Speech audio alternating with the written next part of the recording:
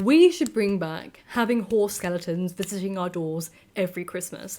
That's my pitch for transforming the Christmas holidays again, like they do in Wales. So let me tell you about the Mari Lwyd, because it's creepy as hell. Imagine you're in your house and you hear a knock on the door, and you open it to find this big, hooded, standing skeleton horse. You just see the head poking out from this white cloth looming over you, and its jaw snaps at you angrily as you don't obey it or react to it soon enough. Well, this is the Mari Lwyd. Now, it's become quite popular over the recent years as they're trying to reintroduce it and allow for basically the locals to know about their folklore traditions. But now they've kind of jazzified the Mari Lwyd. It's still the same kind of snapping horse head, but now they add like LED lights to its eyes. Back in the day, they used to put balls in its eyes and things like that. It's quite a jazzy thing. And it's part of the Wassailing tradition, which is seen mostly down south in England and also in Wales. Now, wassailing is a folk tradition. We first see the term wassailing in actually the 8th century in the poem Beowulf, but around the 14th century we actually see more practicalities of wassailing happening. There are two types of wassailing. There's wassailing when you go around from house to house, which we see in South Wales today with their Mari Lwyd horse head, but we also see wassailing in orchards, particularly for apple orchards. And the idea of wassailing is that you take a big bowl, a wassail bowl, around, and back in the day you either took it round door to door and you asked people to drink from the wassailing bowl. It usually contains something like cider, or in particular where it is in the orchards, and instead of drinking the cider from door to door, instead the wassail bowl contains cider that you pour on the roots of the trees that contain the apples and hoping for a fruitful harvest. And the Mari Lwyd served as a deterrent for evil. So it would clap its little evil beak at everyone. Well, not beak, really, its little kind of snout. It would snap its little evil snout at the trees.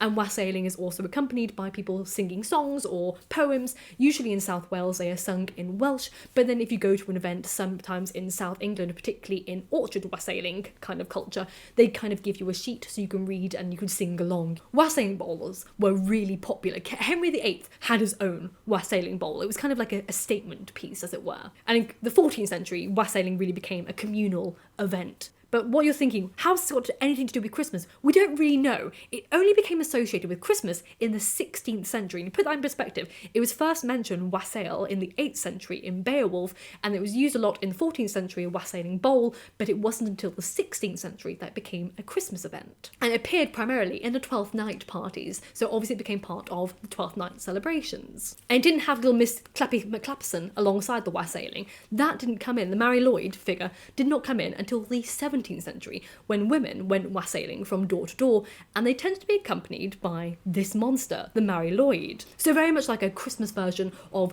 trick-or-treating, this souling, which I've done a whole video on trick-or-treating and souling and all that thing, and guising. So really, the Mari Lwyd, this idea of this monster, this creature scaring away evil, is quite modern in terms of its actual event.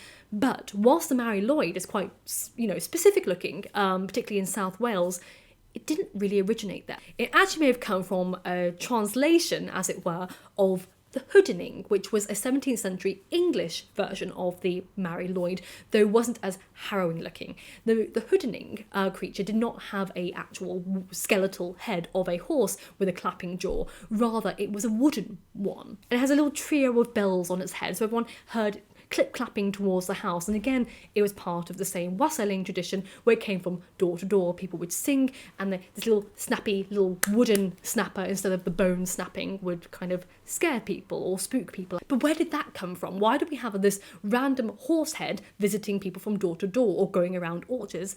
Well, turns out probably goes back even further, and it's certainly not located in the UK. Europe is absolutely filled to the brim with weird traditions of snapping mouthed horse heads visiting people from door to door, or rather some kind of creature. So like Vienna has a goat head, a snapping goat head that did the same thing. And again, it's on a pole, so someone underneath the cloak is like clapping its little jaw at people to scare people. It's known as the Harbergeist. And then we also have one in northeast Germany known as the Klapperbuck, which is obviously the clapping buck.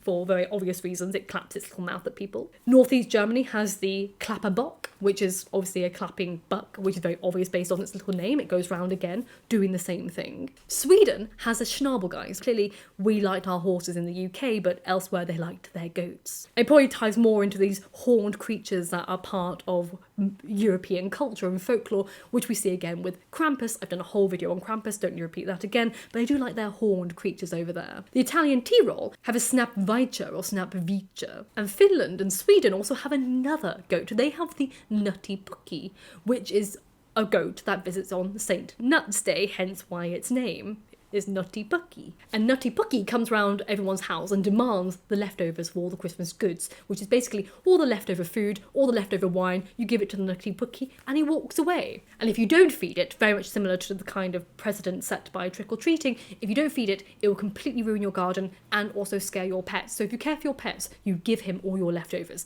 If you haven't eaten your leftovers already by New Year's Day, that's your fault, not Nutty Puckies. But yes, I am so pro Wales re-embracing the Mari Lwyd, teaching it to the young children, and also singing in Welsh. I think that's really bloody amazing. I love the preservation of people's languages. I think it's a really clever way of keeping a Celtic language alive in introducing it more regularly on at least an annual basis, so people are kind of in touch with it regularly at a mass communal scale, door to door. I think that's really cool. If you have any more weird folklore stories you'd like me to talk to you about, please let me know down below for my little nerdmas as it is. I'm talking about weird things that have caught my attention over the past couple of weeks. So if you have any that you'd like me to talk about, please let me know.